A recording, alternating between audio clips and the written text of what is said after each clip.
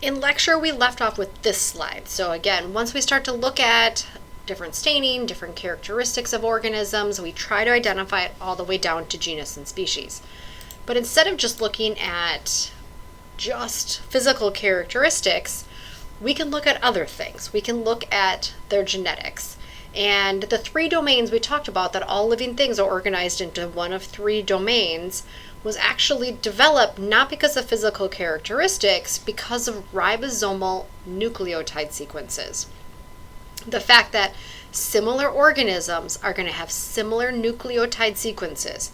These are your A's, T's, C's, and G's that make up your genes and your DNA.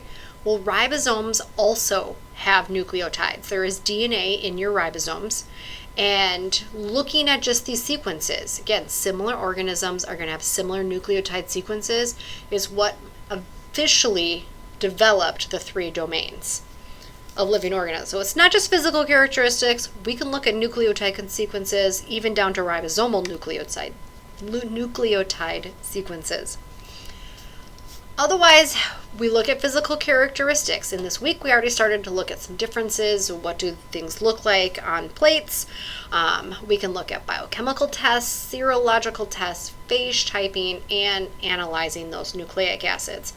That's my next slides all coming up. So the first, again, as we've already talked about, physical characteristics. They're the easiest things. We can visually see them, whether they're growing on a plate, and we can look at what the colonies look like. We can look underneath a microscope. So sometimes we just need to use a microscope to see the physical characteristics.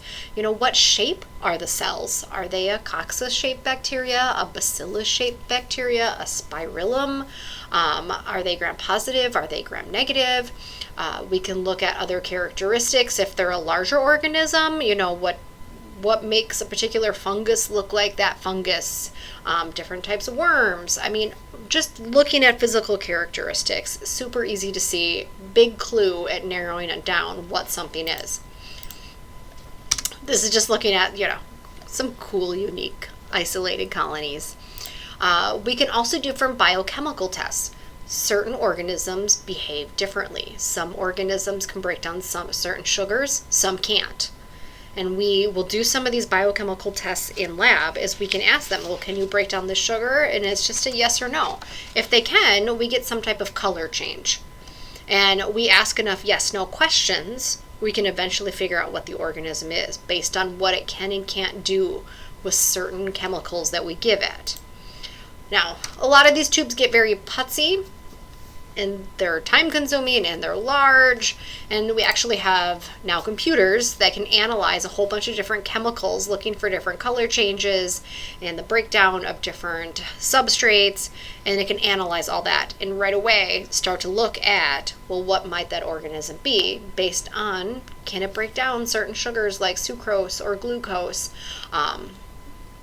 Again, asking enough of those yes/no questions.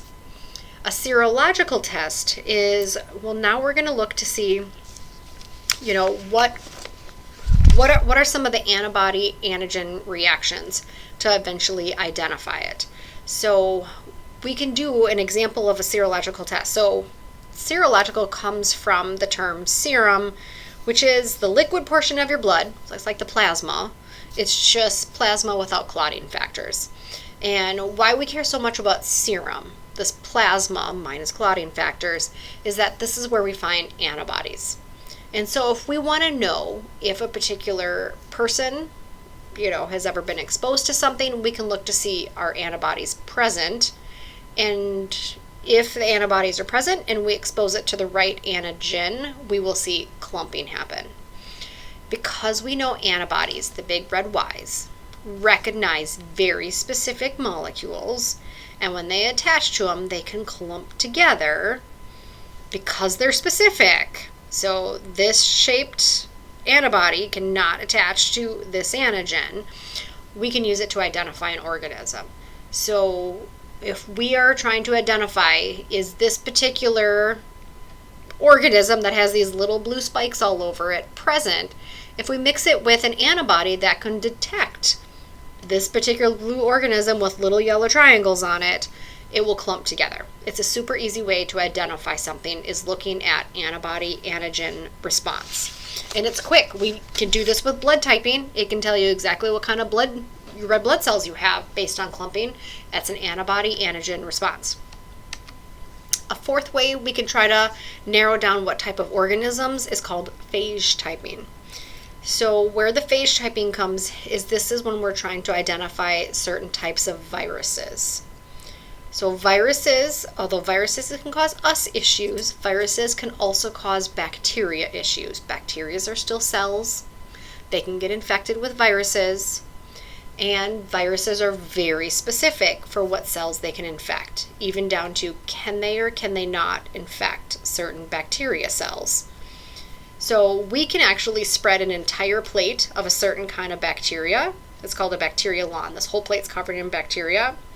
And we can put different viruses on here.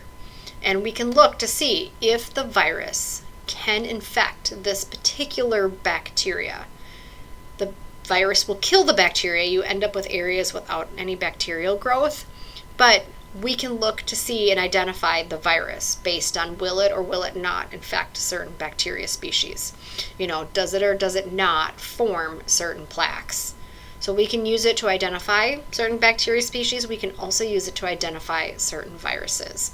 Again, can they or can they not form plaques? Or do they, is it a virus that just cannot infect this particular bacteria species? So we now, instead of trying to identify bacteria, we can also use it to help identify viruses. The last way of also trying to help us identify, so we've got physical characteristics, various biochemical characteristics, we've got serological or antibody antigen responses, we've got analyzing and identifying viruses. We can also just use nucleic acids to identify organisms. And this is where most of our identifications is now going to these days, is we use something called PCR. That's looking for very specific DNA sequences of organisms that are a telltale sign that that organism is present if the DNA is present.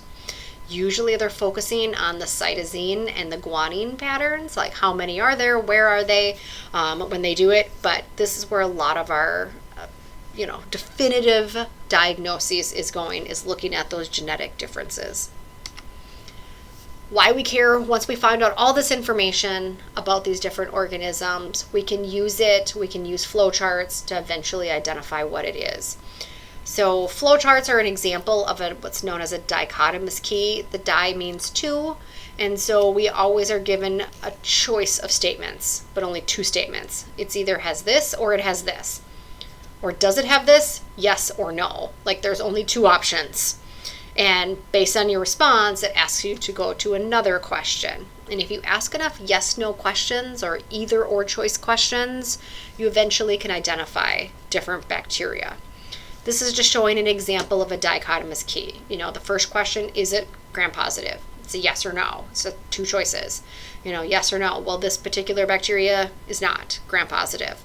Well, the next question then, is it a rod-shaped cell? Is it yes or no? Well, it's a yes. Can it tolerate oxygen? Yes or no. Can it ferment lactose? Yes or no.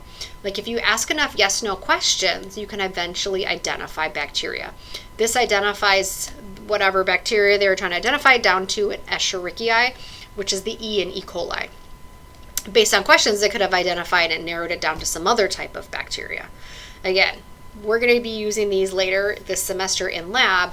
Again, you ask the bacteria enough yes/no questions. Can it do this, yes or no? You can eventually identify a bacteria. So later this semester in lab, you're going to be given an unknown bacteria. You can set up various tests, look for those yes/no answers, and identify the bacteria. Not too bad. It's not too hard. It's not too hard. But that's where we're going to end today. So again, we've got all this information, microscope use and staining, and trying to use information on how to identify bacteria down to their genus and their species.